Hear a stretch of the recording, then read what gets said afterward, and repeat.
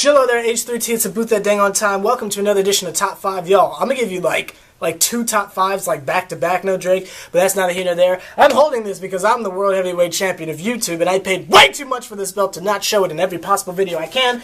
But, welcome to Dang On. Okay, what did I call this? What did I call this? 5 Golden State trades that are better than Kevin Durant. I could not think of a better way to word that in a title, so my bad. It's not really trades, it's more free agency signings or whatever that make better sense than Kevin Durant. Me personally, I happen to think it was kind of like, it's cool if you're looking at like on paper and 2K standards, but trading for Kevin Durant I feel like was a big mistake and is going to really hurt the Golden State Warriors because it sounds cliche, but there's only one freaking ball. You feel me? And these are 5 people I happen to think that don't really demand the ball that much and would have really helped the Golden State Warriors because they're going to be in trouble the first half of the season. They'll probably get it together, but trust me, these 5 are way better. Okay, number 5, I've got DeMarcus Cousins. Now, DeMarcus Cousins, we see him in the Olympics since you don't really see him on national TV because the Kings aren't that good at the moment.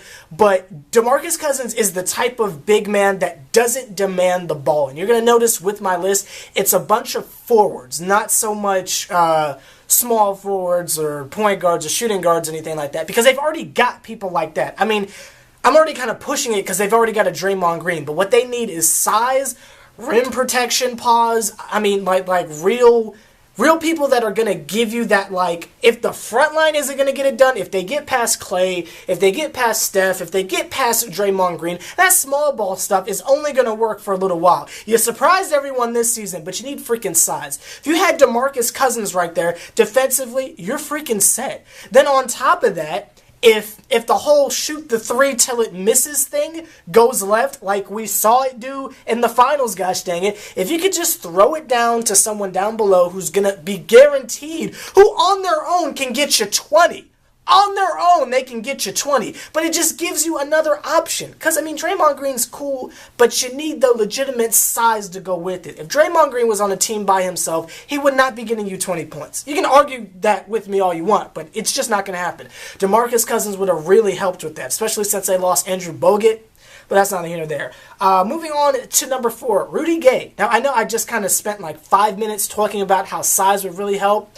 I'm thinking about Rudy Gay for coming off of the bench. What they had last year as far as Golden State was fine. They just needed someone else to help, and preferably someone off of the bench. You feel me? I know they got Spates and all that, but someone who could really impact them. Like, say, when J.R. Smith was on the Knicks and he won 6th Man of the Year, right? Or like a Jamal Crawford or someone like that. Rudy Gay can get the job freaking done. If Rudy Gay was coming off the bench, you feel me? You feel me? Andre Iguodala, okay, yeah. But Rudy Gay? My goodness, who could mess with them? But that's not here nor there. Number 3. Again, this is more of a realistic thing they could have done this summer. Dwight Howard. I don't understand why he wasn't on the table. He wanted to boot as much money as a Kevin Durant did. You could have just went with him. Again, it's the same thing with the DeMarcus Cousins, right? You get a big dude down there who's going to play defense, protect the rim. You can't just waltz up in there. And if they get past your front line and Draymond Green and stuff, you got someone down there who's going to protect the freaking paint. Then offensively, he's Dwight freaking Howard. He's the closest thing to Shaq we got in the league at the moment. And he doesn't demand the ball. So when that shoot 3s till it misses jive fails, which again, we saw it fail multiple times in the finals. 3 times in a row to be specific. When the Splash Brothers disappear and only one of them's hitting the shot, gives you another option. Pass it down low. Let D. Howard do his freaking thing. Y'all messed up on that. Hawks are gonna surprise some people. My bad, I got that wrong. But yeah, they're gonna surprise some people, and he would have done great in Golden State. That's a guaranteed championship. My number 2, and there's a reason why I have him higher than Dwight Howard. My number 2 is Timothy Mozgov. I know, the thumbs down, you don't know anything about basketball, but really think with me for a second. Again, it's another realistic possibility you have going on here because he was a legitimate free agent. But it's even better because you wouldn't have to give up as much to get him. He's got the size. He's got decent offensive talent. He can hit a jump shot. You feel me? So you get everything you were going to get with Dwight Howard, just not as gifted offensively, but another big body that would have been perfectly fine, but spent who knows how much less. Now, he got a big contract with the Lakers because that's all they were really able to do. But if he had a chance to go to the Warriors, and we've seen that loyalty crap goes out the window because they got Kevin Durant. So granted, the man just got a ring with the Cavs, it wouldn't have mattered. That's another guaranteed championship. They would have been perfectly fine. Get him for really cheap. You wouldn't have to give up Barnes. You wouldn't have to give up all these other people.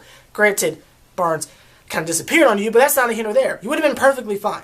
And my number one choice, and yes, I do have to look, my number one choice of who I think would have been a billion times better than Kevin Durant for the Golden State Warriors. Again, it's the same basic structure and point, so I don't have to explain it as much because it's another big man. But DeAndre Jordan, no doubt. No freaking doubt. They should have been had DeAndre Jordan. That man is wasting away on the Clippers. Clippers ain't gonna do nothing. Clippers had a window of opportunity to try and make something happen, but they keep getting hurt. Clippers are done. They need to break that team up and move on. I don't know what they're waiting for. DeAndre Jordan is freaking wasting away, and he's gonna be another Dwight Howard. Watch.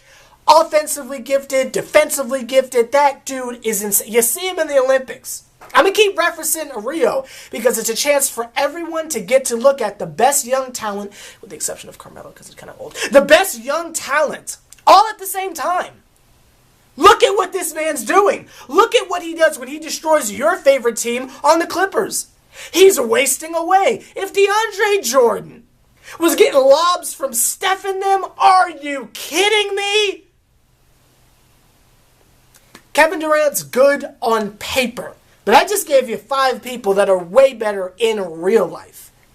What do you think? Let me know down below. Do you have a list of people who you think would be better, or are you just a salty Stephen Curry fan and you think anything the Warriors do is just wonderful, and I know nothing about what I'm talking about? Whatever you feel free to leave it down below.